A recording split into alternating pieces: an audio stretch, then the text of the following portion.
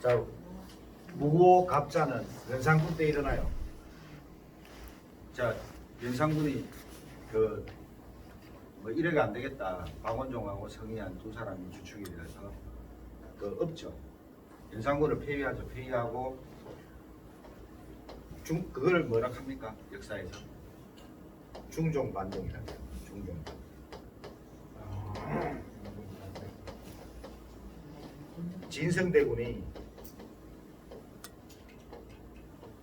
진성대군이 이제 왕이 됩니다. 왕이 되어서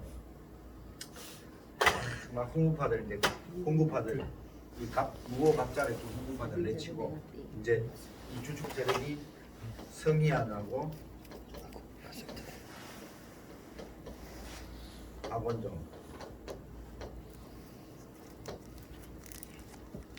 박원종과 성희안이 주축이 돼서 중종 반정을 일으킵니다. 중종 반정을 일으켜서 진생대군을 중종 양치입니다. 그래가 이제 또 일거 조정에서 싹 쳐냈어. 뭐가 필요해 그 다음에 쳐내면? 예? 뭐가 필요합니까? 그렇죠. 사람 필요하죠. 나라를 다스리려면 인재가 필요하죠. 그래 청거를 하라고 이야기를 막 하니까 성희안이가 정붕선에서 제일 친한 친구가 누구라고? 성희안이 저 선산 땅에 가면 그 훌륭한 선비 정붕이라고 있습니다. 친구인데 아주 똑똑하고 올곧고 청렴하고 저 관리로서 최고입니다. 이거 추천해. 그래도 신당 선생님 내가 건강이 안 좋아서 못 간다. 벼슬 못 간다. 그래 하겠어요. 그래 벼슬에 못 간다. 계속 거부했는데 근데 중종이 말을 딛고 말을 보내. 교지하고 말을. 그러면 어디 되겠어요? 가야 돼요? 말아야 돼요? 말까지 보냈는데 또 누구죠? 저번 시간 수업에 인조가 누구를 불렀죠? 말하고 교자까지 보낸 사람 여흔 선생님이죠. 가다가 말에서 떨어져 딱 하면 핑계대가 아프다 하면 돌아가오죠. 자, 임금이 말을 보내는데 말을 그냥 보내면 어떻게 되게 역적죄로 참아라 하겠죠. 그 말을 보내서 어쩔 수 없이 갔는데 중종 때 또 살인이 대거 또 죽는 기묘사화가 일어나죠. 기묘사화. 조광조. 이 기묘사화 때 정무 선생과 같이 한은당 김갱필의 수제자 정암 조광조가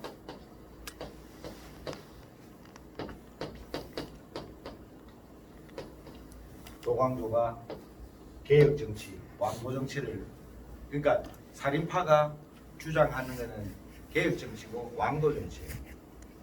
그 왕도 정치를 하다고 막 하니까 중종이 됐는데 그때 조광조가 대사관이 뭡니까? 지금은 검찰총장입니다. 지금 윤석열하고 똑같은 검찰총장입니다. 개혁정리한데 근데 이제 홍구파들이 완전 싹 죽어서 살인파가 점령하니까 야들이 맨날 뭘 하재? 너무 피곤한 거야. 맞잖아. 맨날 시도 때도 없이 정책을 하고 맨날 토론하고 하자 함께. 그리고 이 사람들이 브레이크 없이 막 개혁 정치를 요구하는 거예요. 그러니까 왕이 피로가 느껴요. 필요하단 말이에요. 그 대장이 이제 정암 조광조 소격서 철폐 제가 그리고 많은 개혁 정치를 합니다. 하는데 그러다 피로감을 느낀 중종이 일으키는 게 주초위왕.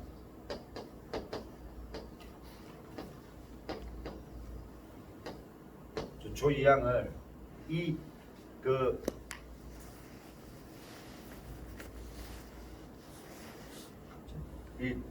하여튼 중에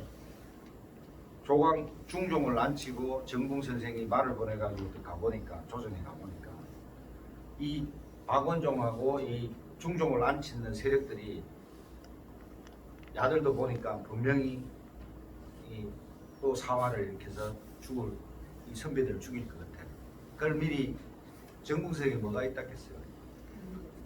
예? 앞을 보는 예지력. 왜 그걸 느꼈는가 하면 홍경주라고 하는 사람이 있어요. 희빈홍 씨라고 있어요. 중종의 민중의 고빈행 씨의 아버지인데 그 양반이 코뿔소 뿔 있죠. 코뿔소 뿔. 그 정각을 이렇게 대를 해요. 벼슬을 하는 사람 대를 하는데 이거 여기에 코뿔소 뿔로 이렇게 해놨는 거야. 코뿔소 뿔. 얼마나 비싸겠어요. 조선시대에. 이걸 한다는 거 왕을 능가하고 있다는 거예요. 네. 코뿔소 뿔이 얼마나 비쌉니까? 지금도 구하기 힘들죠. 그 당시에 그거로 분명히 저기 서역에서 아프리카에서 있던 코뿔소를 아랍으로 가서 아랍에서 다시 중국으로 수입해서 중국에서 조선을 들어갔을 때는 뿔도 비싸. 이제 그 오는 과정에 권력이나 돈만 가지고는 살 수 없는 거예요. 권력과 돈이 있어야만 살 수 있는 거예요. 그거를 이게 대를 했다. 관리들이. 그러니까는 그걸 보면서 홍경주를 보면서 분명히 저놈이 또 뭔가를 일으키겠다. 벼슬을 사용합니다. 왕이 비록 그 말을 보내가지고 조정에 갔지만은 보고 친구한테 성현한테 야 나 도저히 병이 너무 힘들고 몸이 너무 괴롭다. 벼슬 그만두고 내려갈게. 그 내려갑니다. 그래 내려가는데 그래도 그러면 변방에 어디 가서 작은 관리라도 하나 해라. 보내줄게. 그래 이제 청송부사로 가요. 청송부사는 최고의 명예직이다. 명예직. 됐겠죠. 청송. 청송은 세종대왕의 부인 소헌왕후가 청송심씨죠.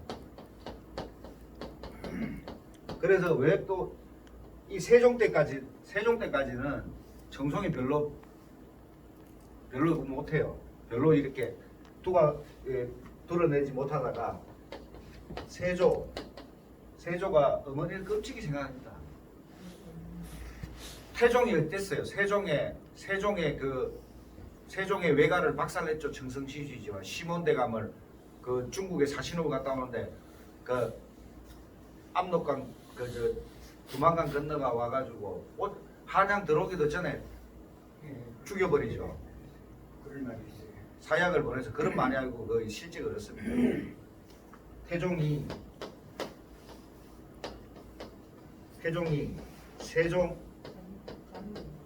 세종의 정치를 세종이 태평세대를 열게 하기 위해서 첫 번째 죽였는 집안이 태종의 처가며 세종의 외가인 미씨들 여흥 미씨 집안을 박살냅니다.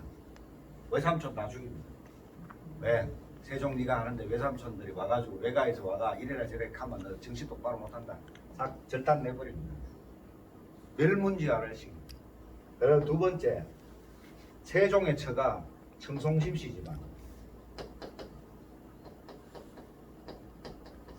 태종의 사돈 시몬대감에서 세종의 장인을 사신으로 중국의 명나라에 사신으로 보냈다가 오면서 한양에 들어오기도 전에 사약을 내려 죽입니다. 그리고 사약을 내려 죽이면서 이쪽 집안도 다 적읍니다. 대부분 또 죽습니다. 죽고 위배갑니다. 그러면서 소원왕후가 어떻게 했어요? 자기 시아버지가 자기 친정아버지를 싸그리 친정을 박살내니까 제대로 정신 가지고 살겠습니까? 그러니까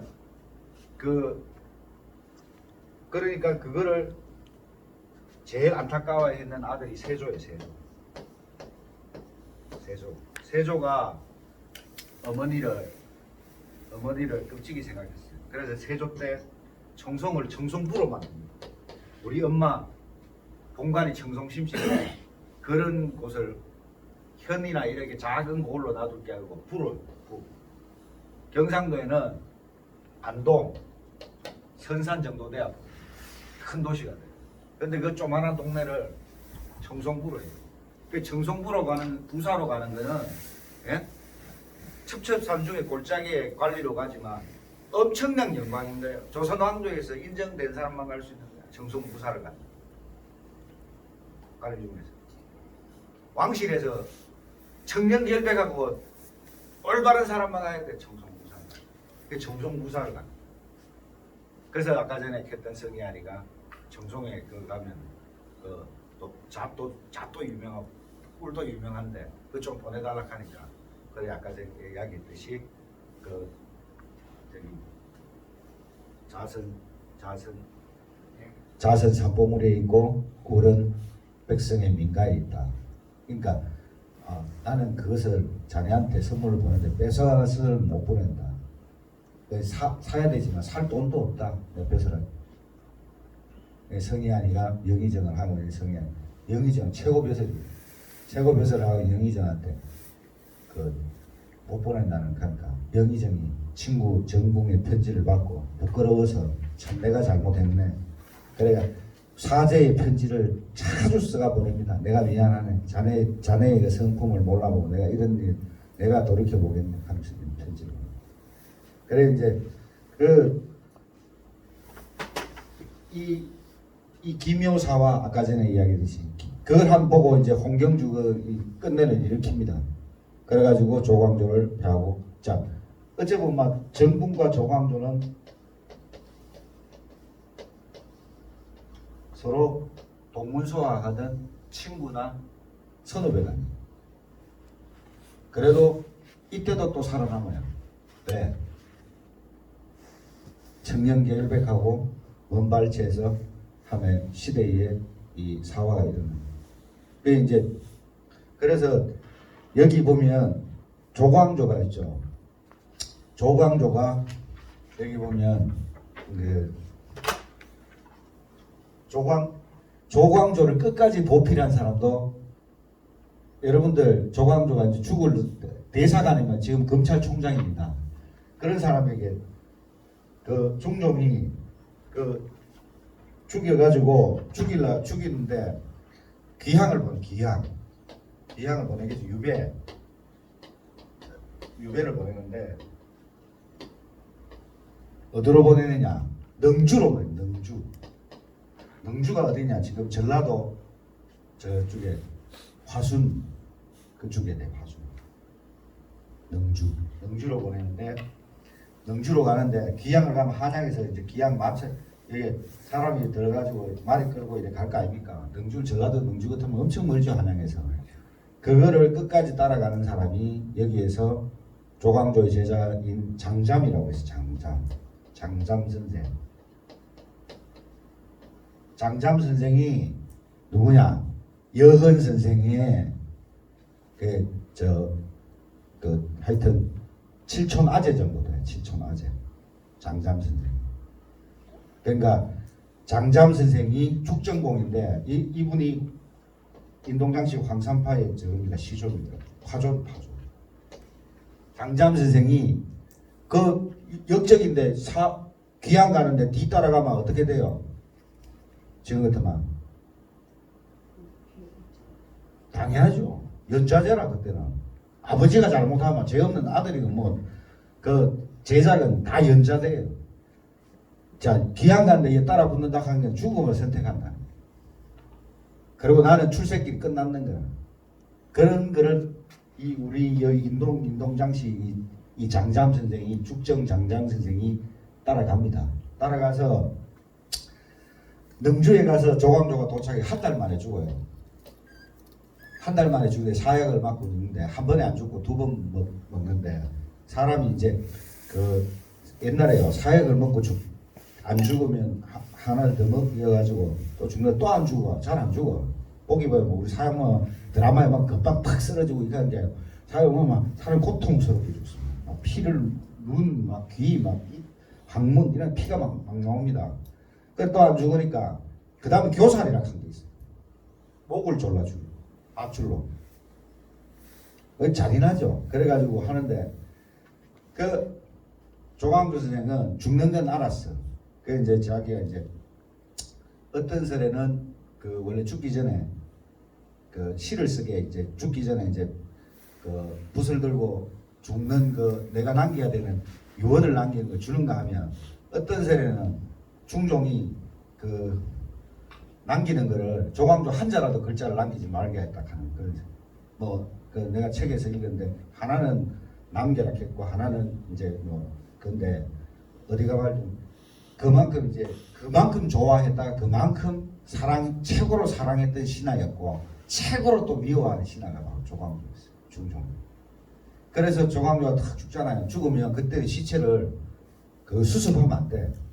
염을 해가 수습하면 안 돼. 들판에 그냥 짐승에 그 밥을 되도록 그대로 놔둬야 역적이기 때문에 그 수습을 하는 순간 역적이다.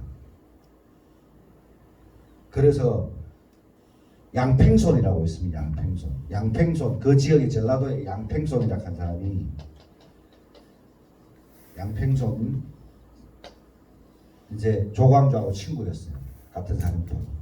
그 이제 있고 장잠 선생이 이 꿈이 우리 선산역 인동 출신인데 따라가가 이거는 장잠 선생이 따라가 이래 능주까지 이까지 가가 한 달 더 걸리겠죠. 전라도 저까지 가려고 하면 화순까지 가려고 하면 그래 모시고 따라가요. 따라가. 그런데 이 조광조 선생도 웃긴 게 내가 이야기했죠. 우리 같으면 그 이제 이 아무리 뭐 역적이라 해도 그 끌고 가는데 지금 검찰총장인데 검찰총장을 내가 감옥에 넣어가 마차를 끌고 가다가 그래도 소원 한 번은 들어줘야 될까 아니라 그러면은 내가 죽는 건 아니 기억나는데 대부분 안 그렇겠어. 부모님 산소에 한번 가서 인사라도 하고 하직 인사라도 하고 가야 되겠다. 이게 안 가겠습니까? 근데 조광조는 부모님 하직 인사를 안 가고 경기도 용인에 가서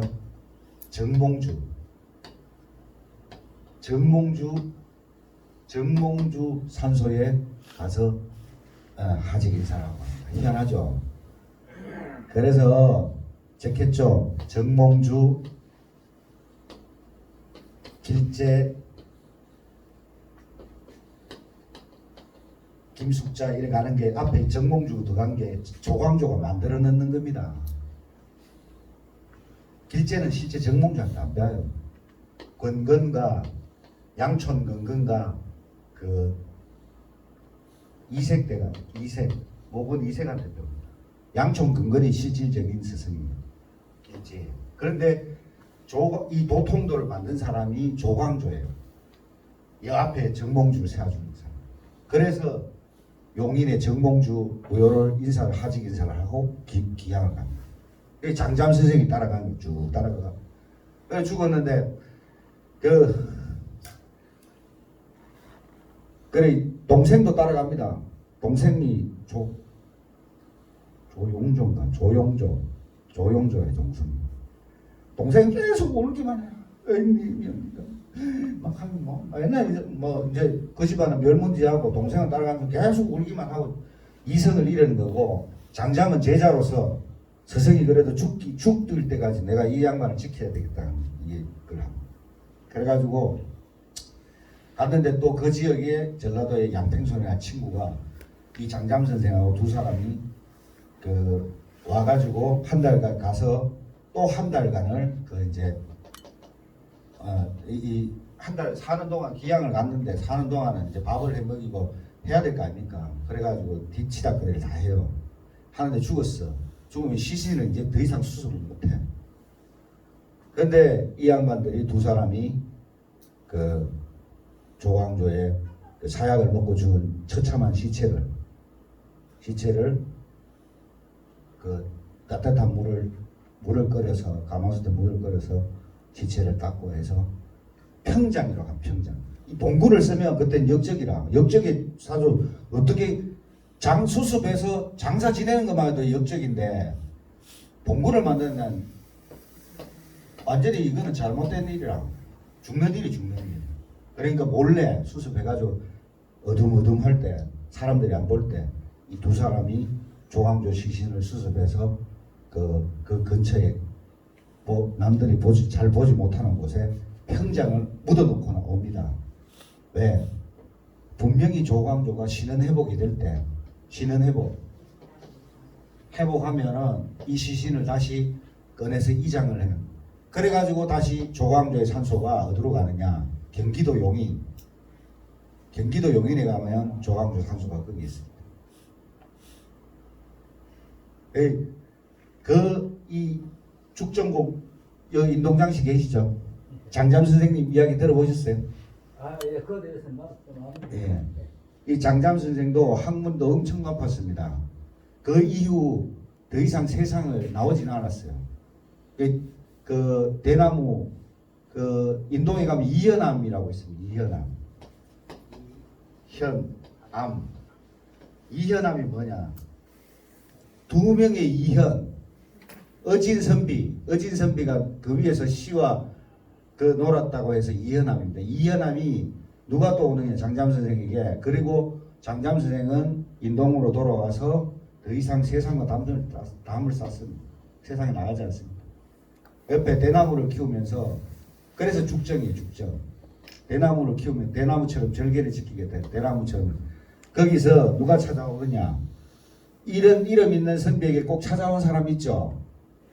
예?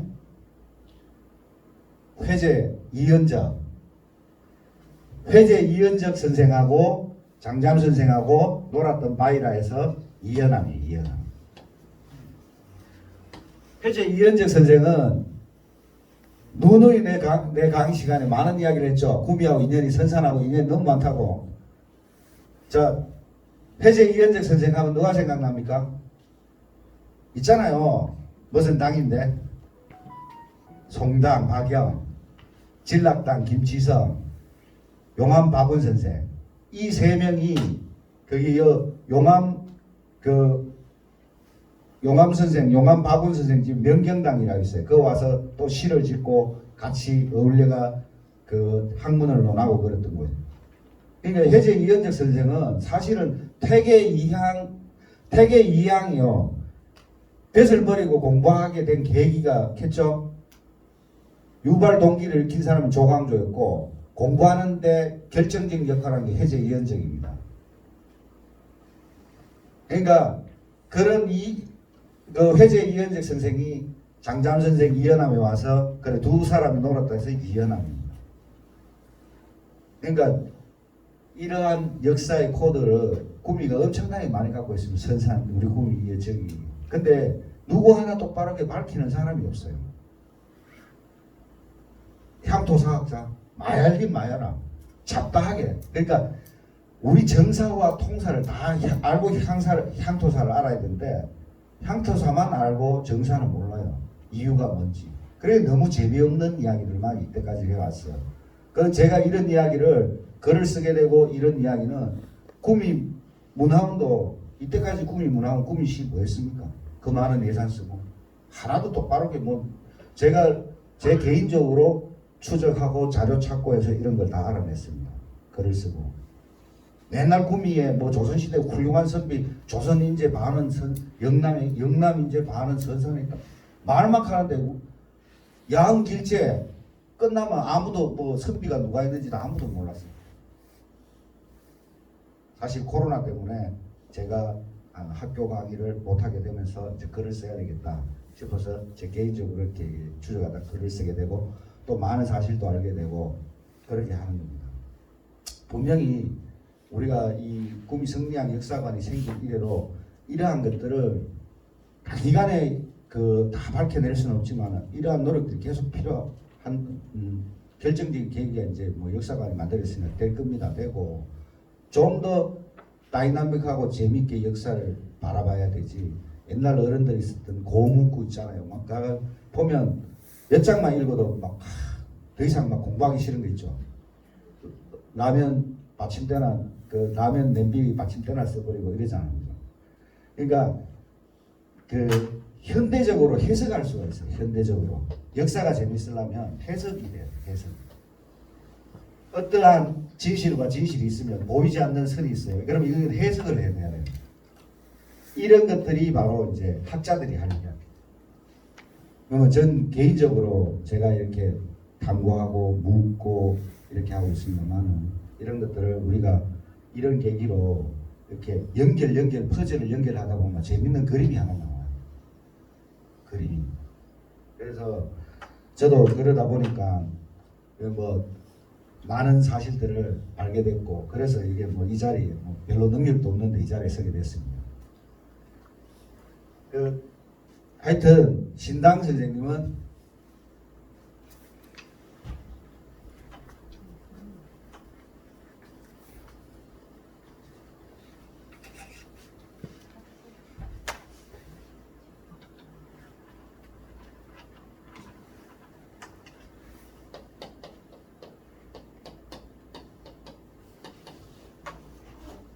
신당 정부 선생님은 그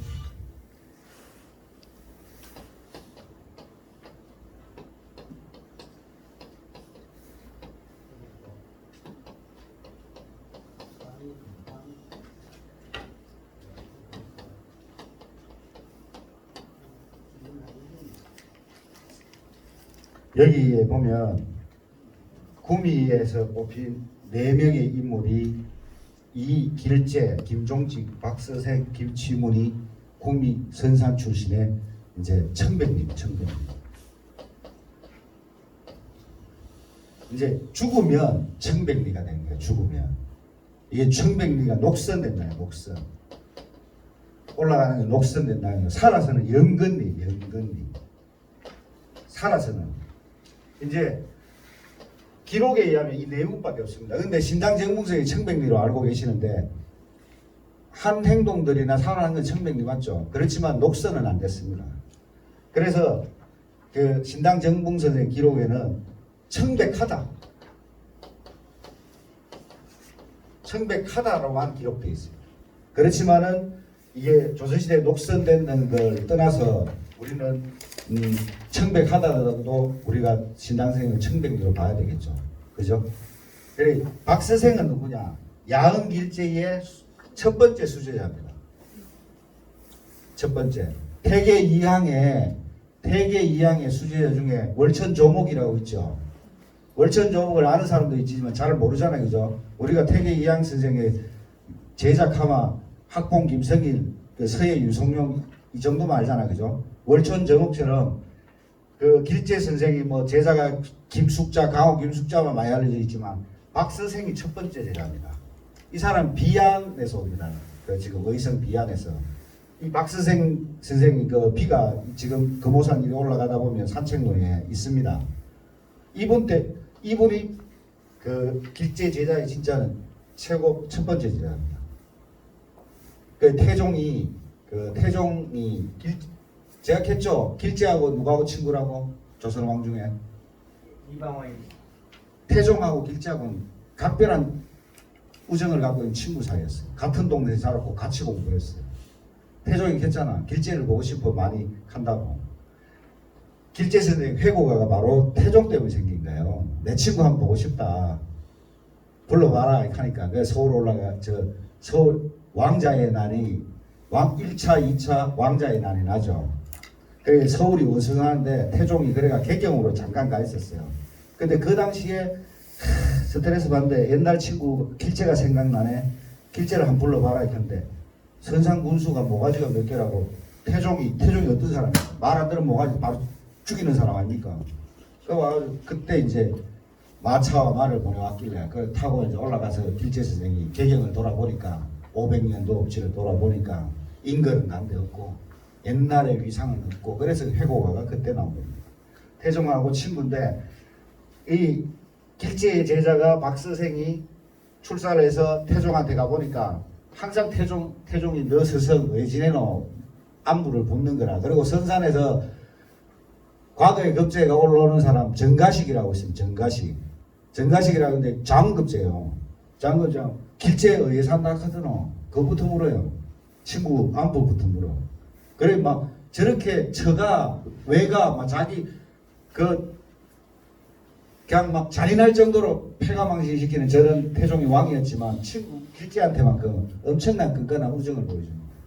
그 제자가 이제 박서생인데 박서생이 조선 초기만 해도 조선의 제도가 태조 때부터 열렸지만 조선의 실질적으로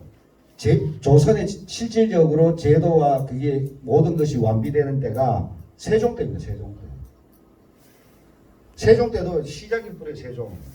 태종 때까지만 해도 그래서 많은 인재가 필요하잖아요. 그 길재는 벼슬길에 안 나가지만 나는 그 고려의 왕을 섬겼지만 너희들은 조선의 왕을 섬기라 해서 그때부터 자기 제자들은 다 나갑니다. 그리고 길제 아들도 그 출사를 합니다. 너와 내가 모시는 왕이 다른데 아들 보고도 너는 조선에 나가 출사를 해라. 길사순인데 길제 아들이 벼슬을 계속 줘도 많아하니까 그러면 네 아들한테 벼슬 줄게 이래 됩니다. 그래 길사순이 갑니다. 길사순이 가서 그래 가면서 아버지 벼슬길에 나가도 되겠습니까? 하니까 그래 내가 섬기는 왕은 고려의 왕이었고 네가 섬기는 왕은 조선의 왕이다. 그래 넌 나가도 아무 무방하다. 가서 열심히 충성스럽게 너희 왕을 섬겨라. 이렇게.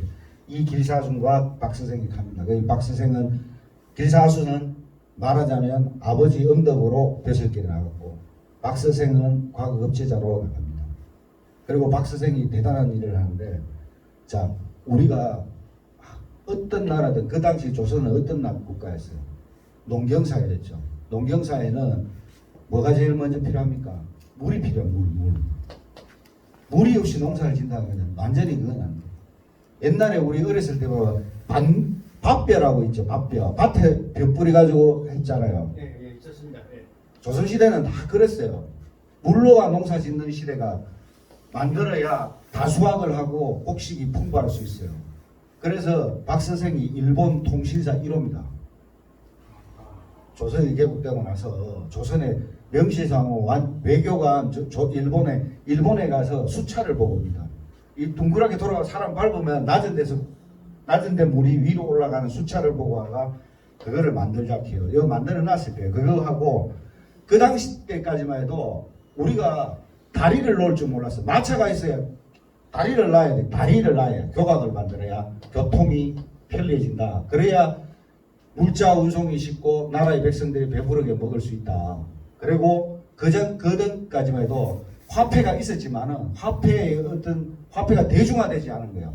그래서 박서생이 화폐의 대중화를 주장합니다. 그래야 백성들이 교역이 빨라지고 먹고 사는데 지장이 없다고.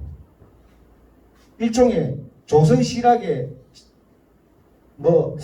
성리학의 시발점도 선산이지만 조선 성리학의 시발점도 어째 보면 꿈입니다. 선산입니다. 맞죠? 예? 이용후세 맞잖아요. 실용주의. 자, 이런 분위기 속에서 세종이 태어나기 때문에 세종이 어떤 분입니까? 세종이 한글, 시간. 자, 제켰죠? 시간, 조선시대 시간 항상 중국의 시간을 따라 했어요. 우리의 시간이 없어요. 우리의 시간이.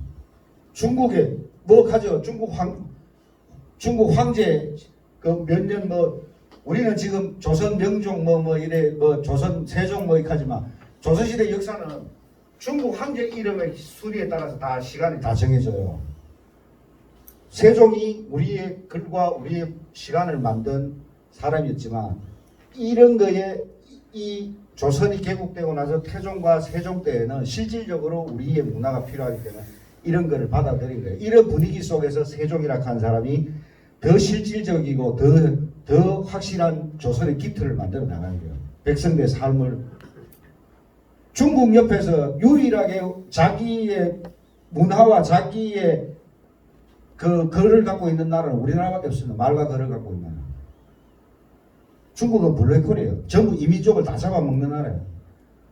그런데 유일하게 우리가 버틸 수 있었던 것은 우리의 글과 시간이 갖고 있었기 때문에 우리말에 있었기 때문에 중국에게 안 잡혀먹히는 겁니다. 그래 이러한 분위기를 만든 게 박서생이에요. 길제의 맞제자. 우리는 박서생에 대해서 주목할 점이 많아요. 근데 그 밤실이죠. 밤실. 야흥길제 선생의 그 언급했다는 밤실. 이 박서생의 코가 율정입니다. 율정. 율이 뭡니까? 밤이죠. 그래서 길제 선생이 너무 가난하게 산다니까 선상군수가 이양이라 하는 분이 있어요. 와가지고 저쪽에 지금 그 도량동에 그 요새 말하면 국유지죠. 국유지를 개간해서 먹고 살 수 있도록 그 터전을 마련해줘요. 그러면서 거기에 박 선생이 길재 선생과 같이 가서 모시고 여서 살아서 그래 이분은 호는 율정이고 그 동네를 밤실이라 합니다. 그래 하여튼 여기 원래는 그 길재 선생이 여기서 사셨어요. 금오산에서. 금오산에서 사시다가 금오산에 뭐 어느 어디쯤 살았는지 모르는데 하여튼 금오산 안에서 살았어요. 옛날에는 지금 대해폭포 바로 밑까지 사람이 살았대요. 그 안에까지. 그 위에는 성안이라고 또 사람 사는 데도 있잖아요. 그죠? 그래 그 살았는데 거래 살아가면 먹고 살기 힘들잖아. 그러니까 선산 군수들이 선산에 부임한 사람들마다 길재 선생이 건강과 안위가 최고 저거라 태종이 항상 부임할 때는 특별한 명을 보내. 길재 잘했는지 내 친구 잘했는지 잘 하라. 그러니까 관찰사나 경상도 관찰사나 그 선산 군수로 부임하면 제일 먼저 적은데 그래 그 정도로 이 금오산 안에 이어서 농사 지어가지고 먹고 살 수 있겠어요? 가난하게 살지. 사람이 집이 있어서 좋네요. 그래서 이제 밤시략한 동네에다가 농경지를 제공해주면서 벌어먹고 이제 먹고 살으라고 이렇게. 그래서 터전을 만들어줍니다.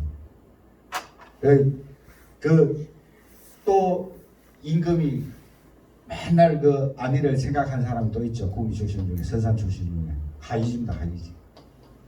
세종대왕 때 하이지 병남아 어떻게든 경상도 관찰사들 지시가 하이지가 잘 먹고 있느냐 병이 나느냐 아프냐 약을 지가 보내라 마라. 그 또 세종이